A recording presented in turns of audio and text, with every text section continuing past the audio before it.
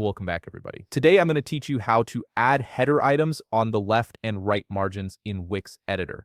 This is a great way to organize your navigation and make your website look more professional and polished. If you want to get started on Wix, you can click on the link in the description down below. Let's begin by heading over to the Wix website and logging into your Wix account. Once you're logged in, you'll land on your Wix dashboard. On the left side of the screen, you'll see a navigation menu. Click on Site and Mobile App. When you do this, a drop-down selection will appear with several options. From here, go ahead and click on Website. This will take you to an overview of all the websites you currently have under your Wix account. Now take a moment to look through the list of websites displayed on your screen.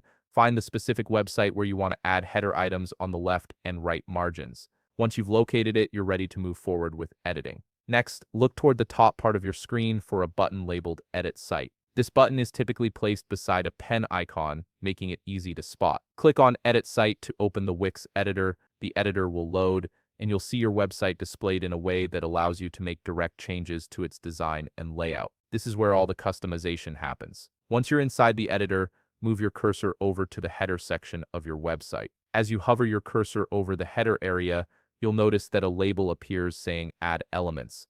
Go ahead and click on it. This action will open up the Add Elements panel on the left side of your screen. The panel contains a wide variety of design components you can use to enhance your website. Now, let's add an item to your header. The first thing that fits perfectly in a header is a menu, as it helps visitors navigate your site easily. From the Add Elements window, scroll or search until you find the menu option and click on it. You'll see several menu design options appear. Choose a menu design that you like and drag it toward your header area.